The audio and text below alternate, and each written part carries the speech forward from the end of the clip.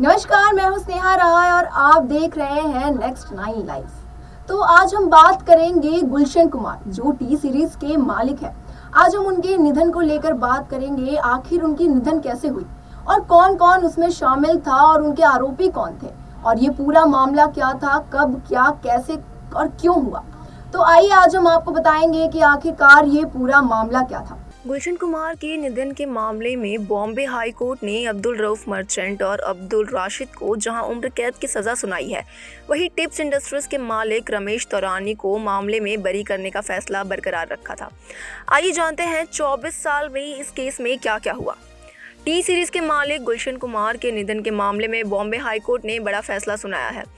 Court ने Abdul Rauf merchant और अब्दुल राशिद को जहां उम्र कैद की सज़ा सुनाई है, वहीं टिप्स इंडस्ट्रीज के मालिक रमेश तौरानी को मामले में बरी रखने का फैसला बरकरार रखा है।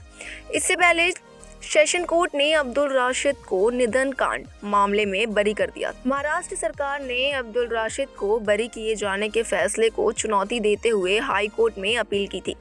90 का दशक में जहां एक और गुलशन कुमार ने सिनेमा संगीत की दुनिया को बदल कर रख दिया था, वहीं दाऊद इब्राहिम और उसके राइट हैंड माने जाने वाले अबू सलेम के इशारे पर उनकी जान ले ली गई। 12 अगस्त 1997 को जितेश्वर महादेव मंदिर के बाहर उनके शरीर को 16 गोलियों से छल्ली कर दिया गया। बताया जाता है कि अबू सलेम ने गुलशन कुमार से 10 करोड़ रुपए की फिरौती मांगी थी। गुलशन कुमार ने फिरौती देने से इनकार कर दिया तो अबू सलीम ने 2 शार्प शूटर को उनकी जान लेने की सुपारी दे दी। यही नहीं, महाराष्ट्र के पूर्व डीजीपी राकेश मारिया ने एक इंटरव्यू में बताया था कि उन्हें उस साल अप्रैल महीने में एक मुखबिर ने अबू सलेम के प्लान की खबर दी थी। राकेश मारिया ने बताया, मुझे 12 अप्रैल 1997 को एक मुखबिर का फ़ोन आया। उसने मुझे बस इतना बताया, सर गुलशन कुमार का विकेट गिरने वाला है। मैंने उस मुखबिर से पूछा कि कौन विकेट लेने वाला है। उसने जवाब दिया, अबू सलेम सर। उसने अपने शूटर के साथ प्लान नक्की किया है। गुलशन कुमार रोज सुबह घर से निकलने से पहले शिव मंदिर जाते थे, वहीं पर उसका काम खत्म करने वाले हैं। गुलशन कुमार के निधन न सिर्फ बॉलीवुड बल्कि पुलिस महकमे को भी हिला कर रख दिया था। सवाल खाकी वर्दी पर भी उठने लगे कि जानकारी होने के बावजूद गुलशन कुमार की जान क्यों नहीं बचा सके। गुलशन कुमार के निधन के बाद बीते 24 साल में इस पूरे मामले में क्या कुछ हुआ है, आइए हम आपको बताते हैं।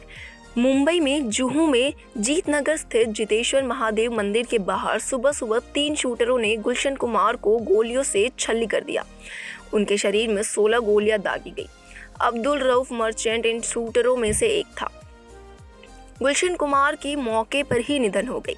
म्यूजिक कंपोजर नदीम अख्तर सैफी पर आरोप लगे कि वो गुलशन कुमार को मारने में शामिल थे।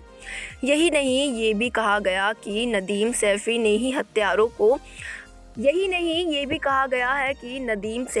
ही उनके आरोपियों को हायर किया। नदीम सैफी इसके बाद से ही भारत छोड़ ब्रिटेन चले गए। श्रवण राठौड़ के साथ उनकी जोड़ी भी कुछ साल बाद टूट गई। भारतीय अधिकारी नदीम को भारत वापस लाने में नाकाम रहे, जबकि नदीम लगातार अलग अलग माध्यमों से अपनी बेगुनाही को लेकर आवाज़ उठाते रहे। टिप्स इंडस्ट्रीज के मालिक रमेश तौरानी को इस अपराध के लिए उकसाने के आरोप में गिरफ्तार किया गया है। पुलिस ने आरोप लगाया कि रमेश तौरानी ने कथित तौर पर गुलशन कुमार के गुनहगारों को 25 लाख रुपए दिए थे। टिप्स कैसेट्स और गुलशन कुमार की कंपनी टी सीरीज उस दौर में एक दूसरे के सबसे बड़े राइवल थे। हालांकि पुलिस कोर्ट में रमेश तौरानी के खिलाफ आरोप साबित करने में नाकाम रही। पुलिस ने गुलशन कुमार निधन मामले में 400 पन्नों की चार्जशीट दायर की।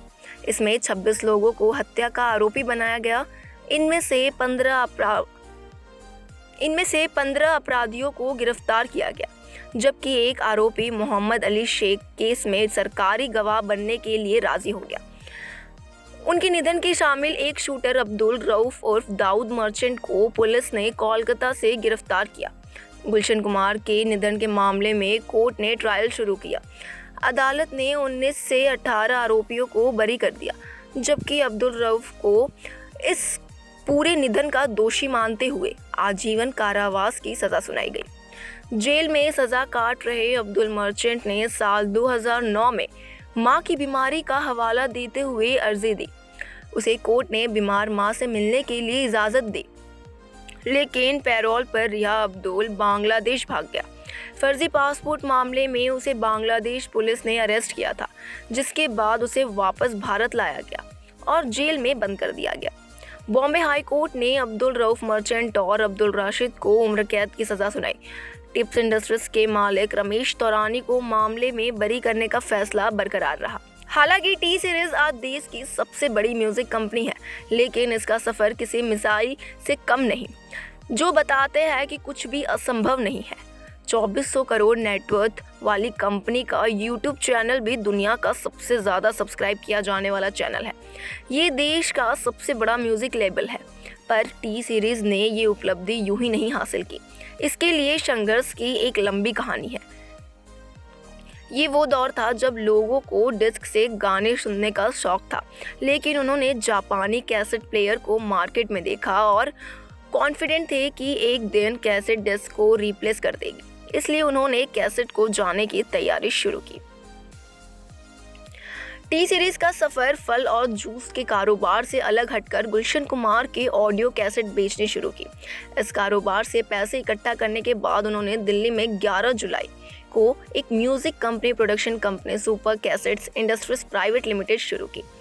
उस दौर में ग्रामोफोन कंपनी ऑफ इंडिया और म्यूजिक इंडिया लिमिटेड जैसी कंपनियों को बोलबाला था। कैसेट को लाने के बाद धीरे धीरे गुलशन कुमार की कंपनी टी सीरीज ने मिडिल क्लास के बीच अपनी जगह बनानी शुरू की। यही सबसे बड़ा टर्निंग पॉइंट है। गुलशन कुमार ये अच्छी तरह से समझते थे कि कारोबार में रिटेलर को फ़ायदा होना बेहद ज़रूरी है। इसलिए उन्होंने रिटेलर से वो कैसेट वापस लेने की योजना बनाई जो बिक नहीं पाती थी। इस रणनीति के कारण गुलशन कुमार के संबंध रिटेलर के साथ मजबूत हुए। कंपनी को आगे ले जाने के लिए उन्होंने मुंबई जाने का फैसला लिया। उस दौर में कॉपीराइट लॉ था, जिसके तहत किसी भी गाने को रिलीज होने के 3 साल बाद उसकी री रिकॉर्डिंग की जा सकती थी। गुलशन कुमार ने इसका फायदा उठाया। गाने के 3 साल पूरे होने के बाद उसे दूसरे सिंगर ने रिकॉर्ड करके कैसेट के रूप में बेचने लगे। इस रणनीति में कंपनी को बुलंदियों पर पहुंचा दिया। नतीजा भक्ति हो या फिल्म में घर घर में टी सीरीज की कैसेट्स पहुंचने लगी। उन्होंने सोनू निगम और अनुराधा पोडवाल जैसे सिंगर को मौका दिया। धीरे धीरे उस दौर के दिग्गज सिंगर्स ने टी सीरीज के लिए आवाज़ देनी शुरू की और कंपनी ने इतिहास रच दिया।